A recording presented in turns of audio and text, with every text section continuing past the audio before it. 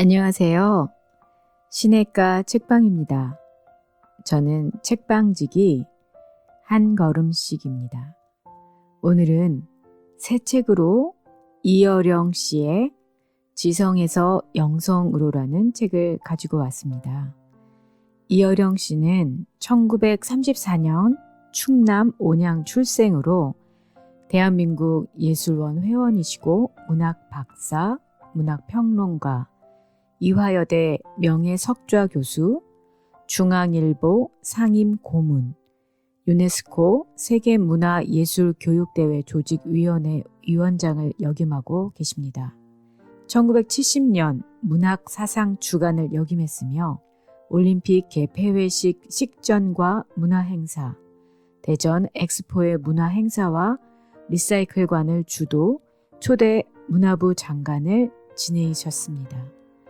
저서로는 흙 속에 저 바람 속에, 축소지향의 일본인, 디지로그, 젊음의 탄생, 생각이 있고, 소설, 장군의 수염, 암살자, 환각의 다리 무익조 외 다수와 전집, 한국과 한국인, 이어령 전집, 생각의 날개를 달자, 이어령 라이브러리가 있습니다. 축소지향의 일본인은 중국, 프랑스, 미국 등에 소개된 바 있으며 희곡과 시나리오로는 기적을 파는 백화점, 3번은 짧게, 3번은 길게, 사자와의 경주 외 다수가 있으며 2010년 디지로그 사물놀이를 기획 공연을 했습니다. 이상은 이 책에 나온 이어령 씨의 소개 부분이었고요. 이 책을 설명을 드리려면 이분이 서원을 쓰신 것을 대신 읽으면 설명이 될 것 같습니다. 서원, 지성에서 영성으로. 요즘 나는 70평생 동안 한 번도 하지 않던 일들을 하고 삽니다. 세례를 받은 것과 시집을 낸 것이 그렇습니다. 나이를 많이 먹은 사람들이 평소에 하지 않던 일을 하면 망령이 났다고들 합니다. 요즘엔 그것을 점잖게 알츠하이머라고 부르기도 하지요. 그래서인지 사람들은 나를 만나기만 하면 꼭 그에 대해 질문을 합니다. 어쩌다가 예수를 믿게 되었느냐는 것입니다. 질문은 한 가지지만 묻는 사람들의 말투는 제각각 다릅니다. 예수님을 이웃집 강아지 마냥 부르듯이 안티 크리스천들은 경멸조로 묻고, 카미의 경우처럼 신없는 순교자를 자처하는 예술가들은 배신자를 대하듯 질책하는 투로 말합니다. 다른 종교를 믿고 있는 사람들은 아쉬운 표정으로 금시 혀라도 찰듯이 혹은 한숨을 쉴 것처럼 낮은 목소리로 질문을 합니다. 심지어 어떤 친구는 예수쟁이 됐다면서 라고 내뱉듯이 비웃습니다. 오랜 세월 글을 써왔지만 누구도 내 면전에다 대고 글쟁이라고 욕하는 사람은 없었지요. 그런데 말입니다. 세례를 받자마자 어느새 나를 쟁이라고 부르는 사람들이 이따금 생겨나게 된 것입니다. 예수쟁이라고 욕하는 사람들은 스스로 자신이 욕쟁이라는 것을 알 것입니다. 그렇기 때문에 나는 아무 대꾸도 하지 않아요. 화내지도 않습니다. 세례를 받자마자 갑자기 성인이 돼서 그러는 게 아닙니다. 그들의 얼굴과 거동에서 내 자신이 그동안 걸어왔던 외롭고 황량한 벌판을 보았기 때문입니다. 남을 찌르지 않고는 살아갈 수 없는 사막의 전갈 같은 슬픈 운명 말입니다. 그들의 가슴 속에도 거북한 무엇이 암종처럼 자라고 있기 때문에 그러는가 봅니다. 겉으로는 강한 싸움꾼인 척 하지만 옆에서 누군가 한마디 훈수를 하고 조금만 역성을 들어주면 금시 어린애처럼 울음을 터뜨리는 약한 무신론자들인 겁니다. 나의 글쓰기는 20대에서부터 시작됩니다. 문단에서는 문학평론으로 시작하여 에세이, 소설, 드라마, 시나리오, 심지어 올림픽 개폐회식의 대본까지 썼어요. 대학 강단에서는 누구도 잘 읽어주지 않는 기호론 관계의 연구 논문을 써왔지요. 그리고 알다시피 언론계에서는 신문 칼럼을 전담하여 수십 년 동안 집필해왔습니다. 출판계에서는 문학사상 주간을 맡아 광고 카피해서 기사의 헤드라인까지 썼지요. 문화부에 취임하여 관료사회에서 일할 때에는 담화문에서부터 갓길 같은 공공용어까지 만들어내야 했습니다. 이렇게 50년 동안 언어 노동자로 안 해본 일이 없지만 시에 대해서만은 자이든 타이든 성역으로 남겨두었던 것입니다. 세례와 시집을 통해서 한꺼번에 내 자신도 모르게 두 영역을 침범하고 만 것입니다. 그것이 신학적이든 미학적이든 사람들의 관심을 갖게 된 것은 당연한 일이라고 봅니다. 나는 아무런 준비도 없이 이 두 성역의 높은 문지방위 위에 오르게 된 것이지요. 나에게 있어서 시와 종교는 동전의 안과 밭과 같은 것이었지요. 그래서 사람들이 지금까지 나에게 던진 물음에 대해 답하기 위해서 어느 무신론자의 기도의 시 작품에서부터 시작하여 세례를 받을 때까지의 내 일상을 수상 형식으로 기록한 것이 이 책입니다. 그리고 나를 이곳까지 인도한 내 딸 미나의 이야기를 듣고 싶어하는 사람들이 많기에 권말에 그 간증을 함께 엮었습니다. 지성에서 영성으로 책 제목은 대담하게 붙였지만 나는 아직도 지성과 영성의 문지방 위에 서 있습니다. 이 글을 읽는 분들의 도움이 있으면 나는 그 문지방을 넘어 영성의 빛을 향해 더 높은 곳으로 갈 것입니다. 누구보다도 이 글들을 아직 주님을 영접하지 못하고 그 문 앞에서 서성거리는 사람들을 위해 바치고자 합니다. 이 책은 한마디로 지성인인 무신론자가 어떻게 영성으로 오게 되었는지에 대해서 개인적으로 쓰신 글입니다. 목차를 보면요.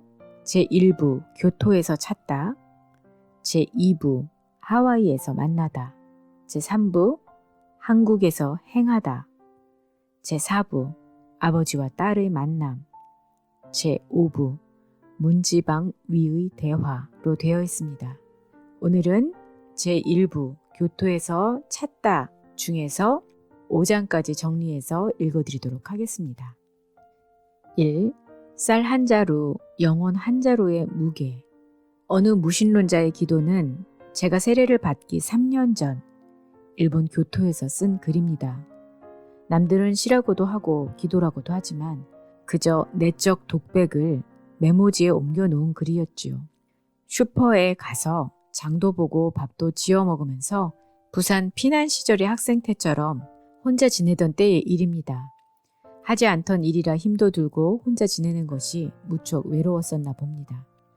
더구나 그날 저녁 슈퍼에서 싸게 파는 특산품 쌀을 보고 앞뒤 가릴 새 없이 자루째에 사들고 나온 것이지요.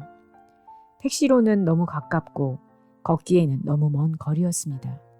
그런데도 택시를 타면 싸게 산 쌀값의 의미가 없어지니까 객기로 숙소까지 걷기로 한 것입니다. 그런데 손에 든 쌀자루는 그냥 찬바구니가 아니었지요. 손에 들어도 어깨에 메어도 점점 무쇠처럼 무거워졌고 숙소 건물은 한 걸음 다가가면 두 발짝 물러선다는 마법의 성처럼 보였습니다. 그러다가 문득 이상한 생각이 들더라고요.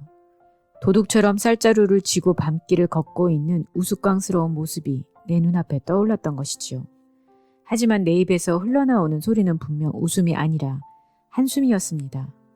평생 동안 무거운 짐을 걸머쥐고 비틀거리며 여기까지 걸어온 자신의 발자국 소리를 그제서야 똑똑히 들을 수 있었던 겁니다.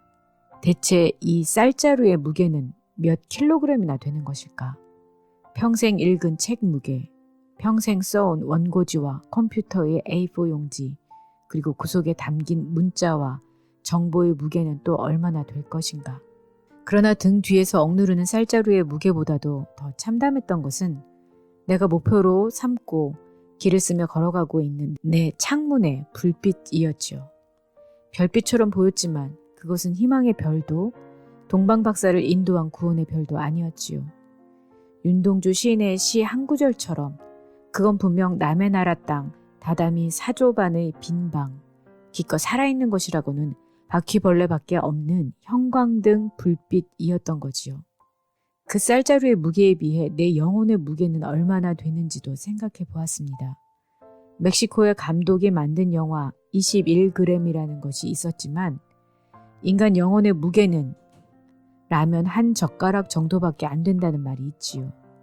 실제로 미국 매사추세츠 병원에서는 임종 직전의 말기 결핵 환자를 3시간 40분 동안 체중의 변화를 관찰한 적이 있었다고 합니다.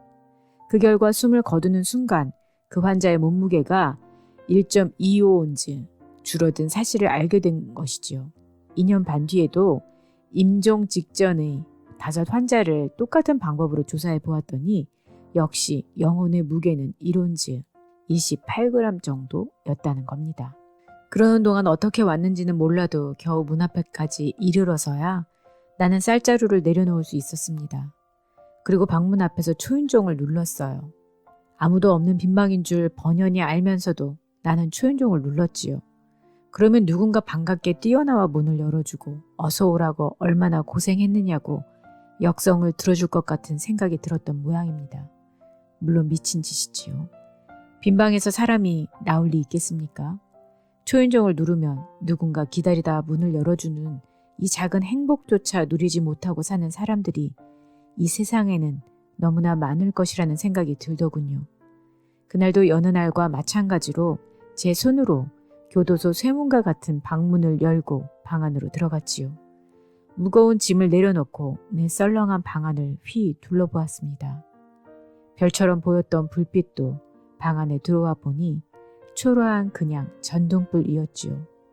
늘 보던 그 방이 쌀자루 때문인가 더욱 좁아 보였고요.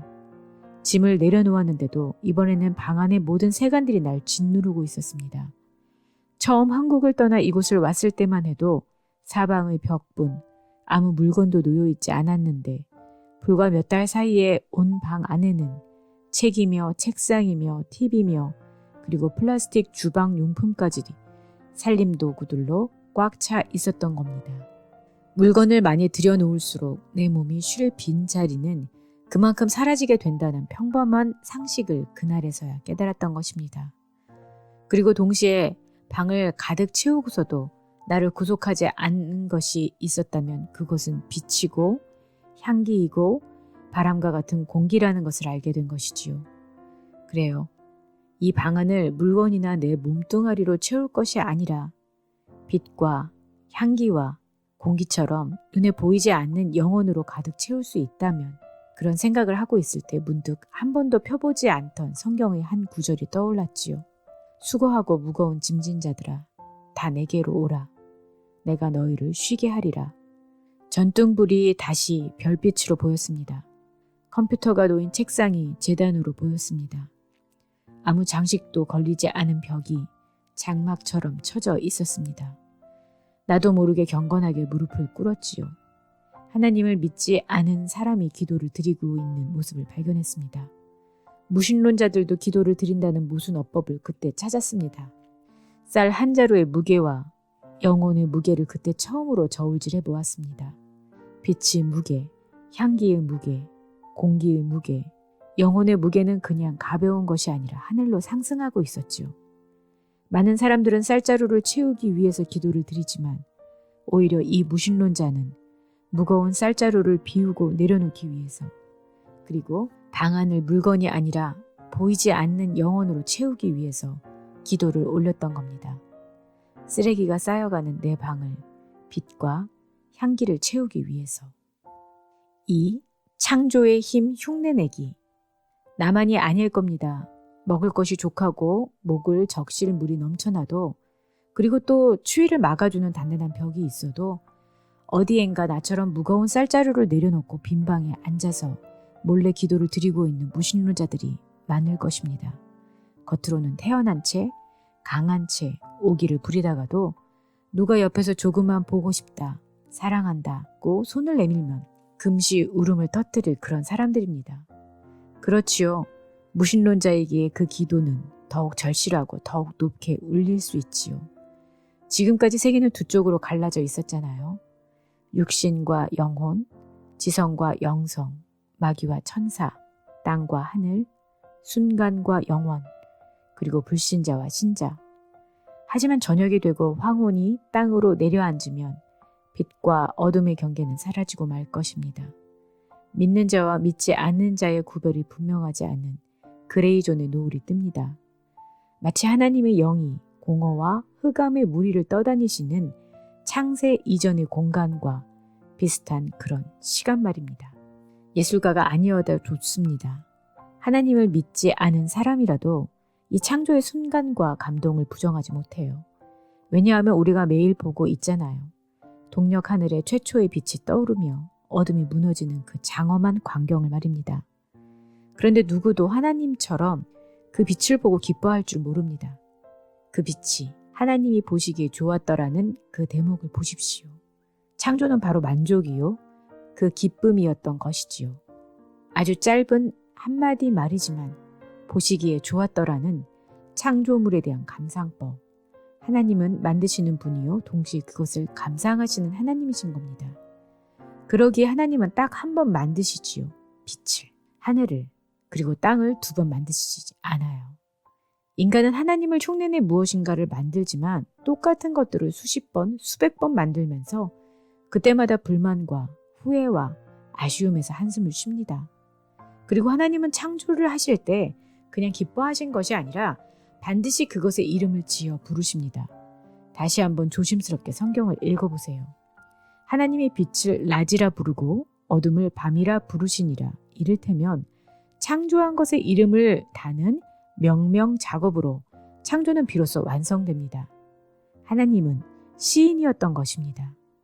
처음 만들어진 낯선 것에 이름을 지어 부르는 호명작용. 글 쓰는 사람들의 최대의 꿈이 바로 새롭게 인식된 사물에 새로운 이름을 붙이는 작업인 것입니다. 나는 그때까지 평론, 칼럼, 에세이와 같은 산문을 써왔지요. 엄격한 의미로 그것은 창조가 아닙니다. 창조에 대해서 토를 다는 일이지 그 글 자체가 창조일 수는 없지요. 그러던 내가 시 형식을 빌어 기도를 드렸다는 것은 이미 내 마음이 산문에서 시로 옮겨가고 있음을 의미하는 것으로 풀이될 수 있을 겁니다. 교토에 있는 국제일본문화연구센터는 국립기관으로 전 세계의 일본 연구가와 인문학자들이 모이는 곳입니다. 그런데 첫눈에 나는 그 연구소에 괜히 왔다는 생각을 했습니다. 내 눈에 제일 먼저 띈 것이 불행하게도 바로 대형 복사기 앞에 늘어서 있는 사람들의 모습이었기 때문이지요. 그들은 책을 카피하기 위해서 줄을 서 있었던 겁니다. 흡사, 인쇄 공장에서 일하는 사람들처럼 보였지요. 쉴 새 없이 복사물을 토해내고 있는 카피머신의 덜컥거리는 소리는 어렸을 때 소학교 교실에서 듣던 구식 풍금 소리만도 못한 것이었지요. 그래요. 그들은 창조가 무엇인지 모르는 사람들 같았어요. 단지 무엇인가를 복사할 뿐이었지요. 카피하고 또 카피를 합니다. 도서관에서 책을 읽는 것도 실은 머리에 복사를 하고 있는 것이 아니겠습니까? 세미나에서 끝없이 인용하고 주석을 다는 것도, 논문을 듣고 말하고 기록하는 것도 복사 행위가 아니겠습니까? 바람 부는 벌판에는 항상 움직이는 새와 바람이 있었고 햇빛이 있었지요. 바람 부는 날에는 나무들도 짐승처럼 포효한다라는 시를 쓴 것도 바로 그런 때였습니다. 그리고 교토의 생활은 내 눈을 다시 논어에서 성경으로 돌리게 된 겁니다. 아시지요? 논어를 모르는 사람, 공자나 유교에 대해서 관심이 없는 사람도 학이 시습지이면 부력, 열호의 논어 첫 장 첫 귀를 잘 알고 있을 겁니다. 그랬지요. 지금까지 내가 알고 있었던 것은 배우는 것의 기쁨이요, 즐거움이었지만 성서의 첫 장은 창조하는 것의 기쁨이며 그 즐거움에 관한 것이었습니다. 그래서 하나님을 믿지 않았을 때에도 단 한 번만이라도 좋으니 창조주의 권능으로 별을 만들 수 있는 힘을 달라고 기도를 드렸던 것입니다. 내 외로운 가슴 속에 존재하지 않는 별 하나를 마음속에 반딧불만한 별 하나만이라도 지닐 수 있게 된다면 당신을 위해 내 안의 모든 말들을 다 바치겠다고 한 것입니다. 그래서 단 한 번이라도 좋으니 무쇠처럼 굳어진 저 시장바닥의 사람들 가슴을 풍금처럼 울릴 수 있게 하는 아름다운 시 한 줄을 쓰게 해달라고 기도를 드렸던 것입니다. 천지창조 엿새날 같은 느낌으로, 최초의 아담 같은 마음으로 시 한 줄을 쓸 수만 있다면 다시는 글을 쓰지 않아도 좋다고 말입니다. 3. 메멘토 모리. 왜 창조인가? 왜 인간이 창조를 말하는가? 그것은 인간은 누구나 죽기 때문입니다. 죽음보다 강한 것이 창조의 욕망입니다. 죽음을 넘어설 수 있는 힘이 하나님의 모습을 닮은 인간의 창조력입니다. 문학을 하게 된 것도, 그리고 마지막에 세례를 받게 되는 것도 그것은 아마 6살 때 체험한 메멘토 모리의 말 때문일지 모릅니다. 메멘토는 라틴 말로 기억하다, 생각하다는 뜻입니다. 그리고 모리는 죽음을 가리키는 말입니다. 그러니까 메멘토 모리라는 말은 죽음을 생각하라, 죽는다는 걸 생각하며 살라라는 것을 의미하는 것이지요. 앞의 시에서 쓴 그대로 친구도 없이 혼자서 대낮 보리밭길을 굴렁쇠를 굴리며 지나가다가 울던 기억이 아직도 생생합니다.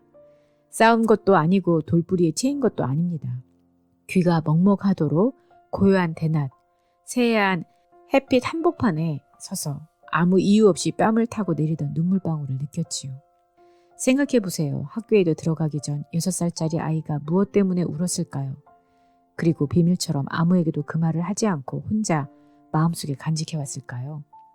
대체 그 대낮의 허공 속에서 나는 무엇을 보고 느꼈을까요? 이유도 없이 흘린 눈물의 의미는 무엇이었을까요?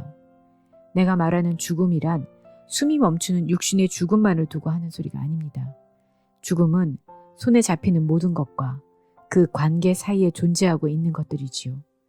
색채가 있는 것, 형태가 있는 것, 숨쉬는 것. 이 모든 것들을 아무리 힘껏 잡아도 손가락 사이로 새어나가는 모래 같은 것이지요.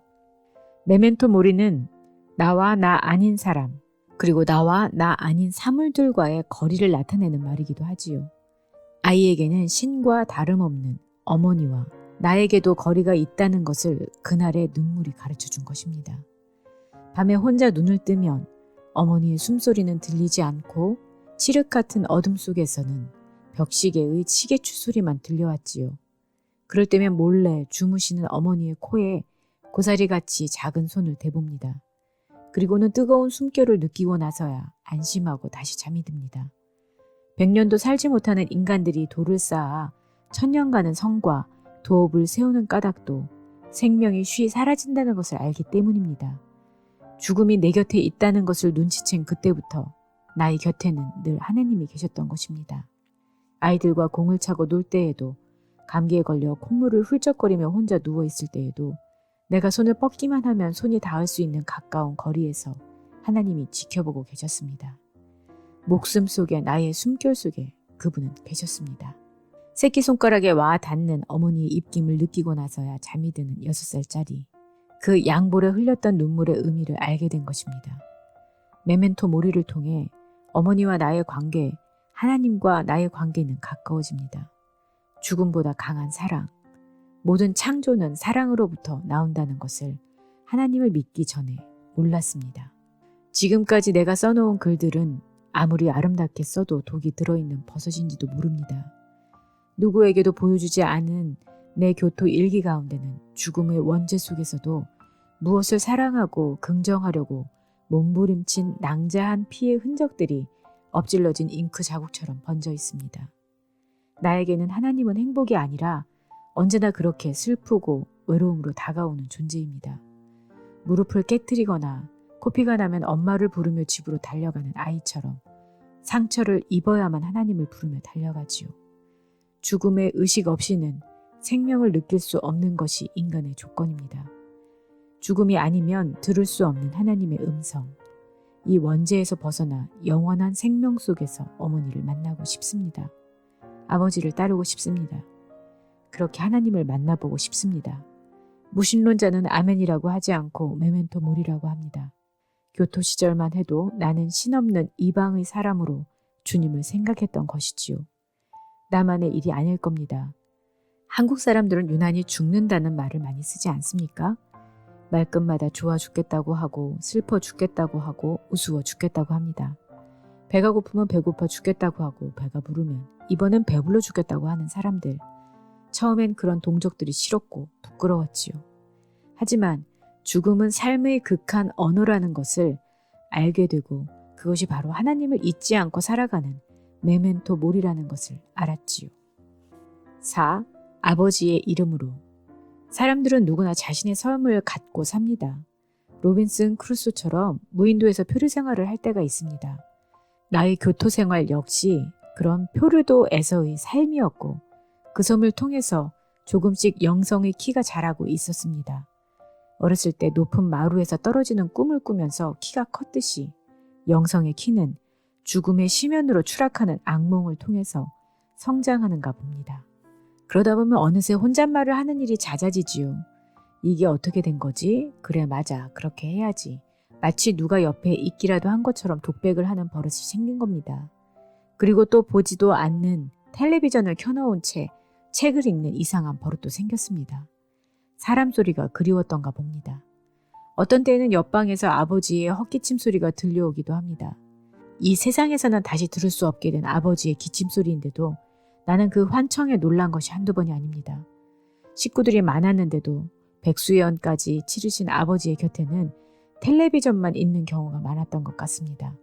저녁 뉴스 시간마다 아나운서가 나와 인사를 하면 아버지도 텔레비전 화면에 대고 안녕하슈라고 인사를 나누신다고 합니다. 그리고 자리를 비웠다가 다시 텔레비전 앞에 돌아와 앉으시면 미안하우라고 또 인사를 하신다는 겁니다. 그래서 젊은 애들은 치매에 걸리셨나 보다고 수군대기도 합니다. 이 바보들아, 그것은 치매가 아니라 고독이라는 거다. 이제서야 나는 큰 소리로 외칩니다. 아무것도 모르는 그 어리석은 녀석들을 꾸짖습니다. 외로움이 무엇인지 모르는 아이들을 대신해서 아버지에게 죄송하다고 사과를 드립니다. 그리고 나도 텔레비전 앞에 혼자 앉아서 아나운서와 눈을 맞춰 인사를 하시던 아버지와 똑같은 심심한 시간들을 함께 보내고 있는 것입니다. 얼마나 심심하시고 답답하셨으면 TV 화면과 말씀을 나누셨겠습니까? 그것을 모른 척한 나의 불효를 오늘에서야 이렇게 뉘우치고 있는 것입니다. 완고한 유교 집안이었지만 아버지는 돌아가시기 전에 교회에 다니기 시작하셨습니다. 처음에는 노인정보다 그곳에서 지내시는 시간이 더 편하기 때문이라고 생각했는데 그게 아니었습니다. 아버지가 기도를 하실 때면 사람들은 웃음을 참느라고 애썼지만 나는 그 기도를 들으면서 전통적인 기독교 정신은 바로 저런 것이라는 생각을 해본 적도 있습니다. 그러니까 아버지의 기도는 언제나 우리와 가장 먼 나라 사람들로부터 시작하였던 것이죠. 신문이나 방송에서 들으신 외신 뉴스 가운데 보스니아처럼 전쟁을 하거나 아프리카처럼 기근으로 굶어 죽어가는 어린이들이나 우리는 관심조차 갖지 않는 지역에서 일어난 태풍이나 홍수로 가족을 잃은 난민들을 보살펴 주시라는 기도였던 것이지요.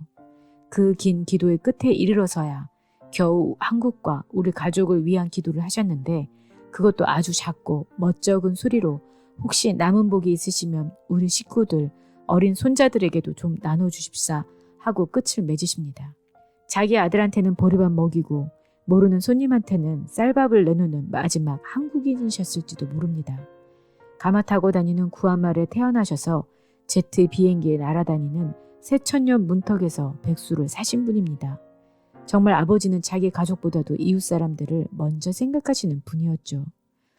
예수님을 영접하기 이전부터 이웃에 대한 사랑이 무엇인지 알고 계셨던 분입니다. 6.25의 피난길에서도 남의 밭을 밟지 않으시려고 먼 길로 돌아오시는 바람에 우리는 오랫동안 가슴을 졸이며 아버지를 기다려야만 했습니다. 아버지가 남기고 가신 그 고독한 빈자리를 위하여, 말할 사람이 없어 혼잣말을 하는 모든 사람들을 위하여, 밤늦게까지 불이 켜져 있는 창문의 불빛을 위하여 나는 천한 노예처럼 책상 앞에 무릎 꿇고 기도를 드립니다. 이럴 때면 가끔 미국에 살고 있는 딸 미나에게서 전화가 옵니다. 처음에는 반갑다가도 전화를 한참 하다 보면 섭섭한 마음이 들기도 했지요. 오랜만인데도 미나는 내 이야기보다 하늘에 계신 아버지 이야기를 더 많이 해야 하기 때문이지요. 국제 통화료가 싸졌다고는 하지만 미나가 하나님 아버지 이야기를 시작하면 1시간이 지나도 전화통을 놓지 않습니다. 야, 하나님 아버지만 아버지냐? 땅에서 살고 있는 아버지도 있잖니. 몇 번이고 긴 통화를 맞고 핀잔을 주려다가 참습니다. 성경 말씀에 관한 이야기, 교회에서 큐티를 한 이야기, 법정에서 소년 범죄자를 변호하고 그 소년을 회심하게 한 이야기를 듣다가 울컥 화가 치밀어 오를 때가 있지요. 무엇보다도 그렇게 똑똑했던 아이가 어떻게 하다가 광신적인 아줌마와 다름없는 소리를 하고 있는지 그것이 싫었습니다. 영문학을 하겠다고 미국에 유학을 가 석사까지 마치고는 어느 날 갑자기 법대로 옮겼다는 거지요. 그리고 그 어려운 바시험, 변호사 자격시험을 단번에 패스하여 남들이 다 부러워하는 로펌에 스카웃되어 변호사 일을 한다고 해서 기뻐했더니 이제는 또 좋은 직장을 팽개치고 TV 드라마처럼 흉악범들과 맞서 싸우는 여검사가 되었다는 거지요.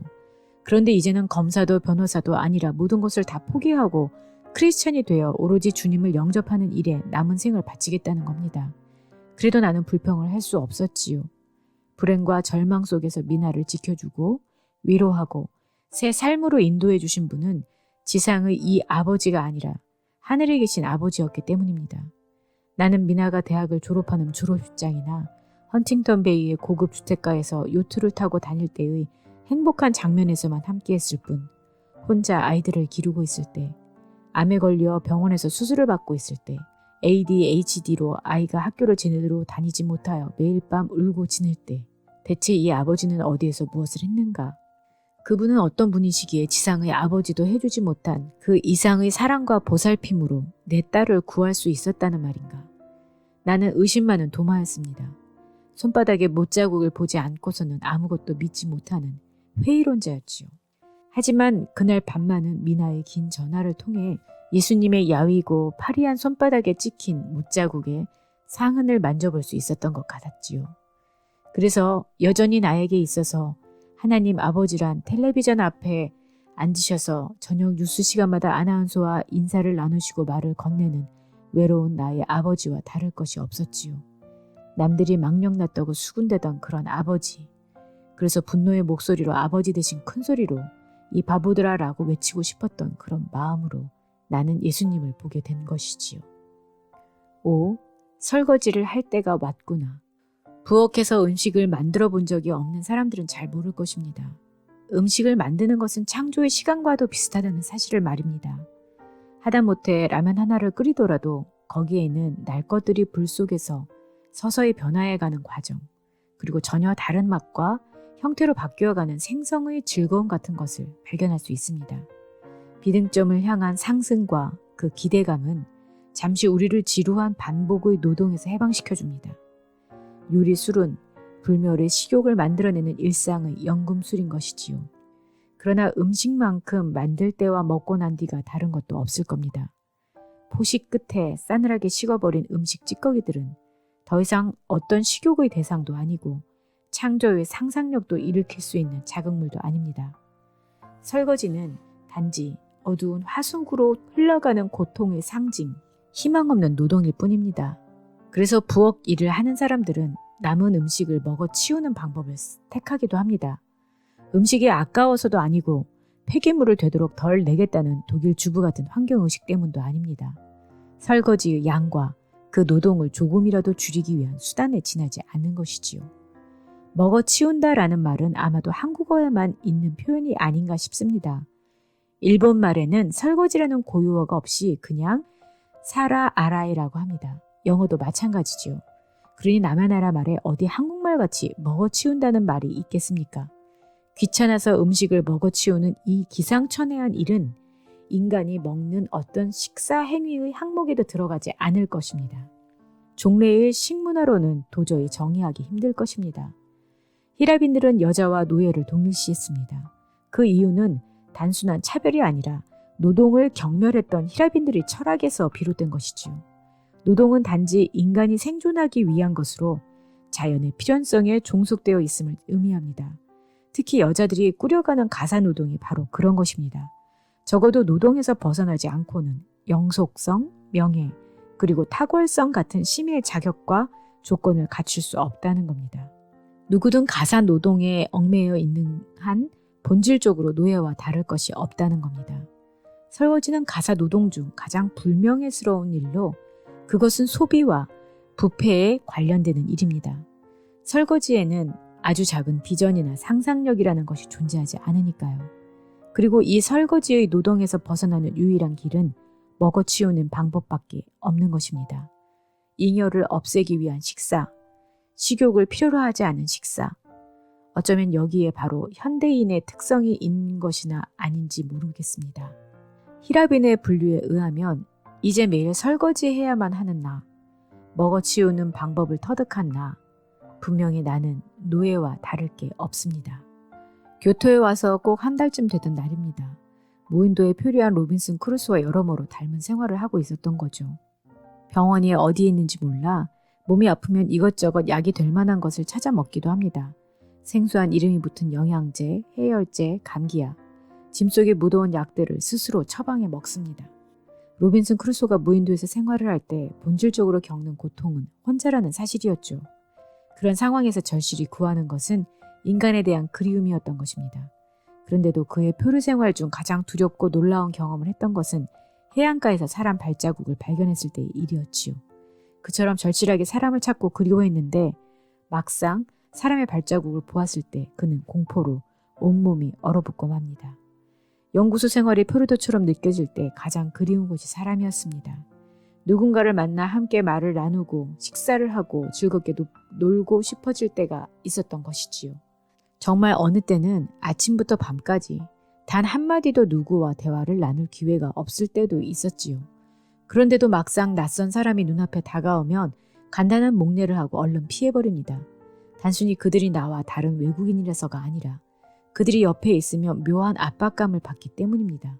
그들 역시 나를 그렇게 대하곤 합니다. 한 옆으로는 사람을 그리워하면서도 또 한 옆으로는 사람을 만날까 두려워하면서 살아온 한 달.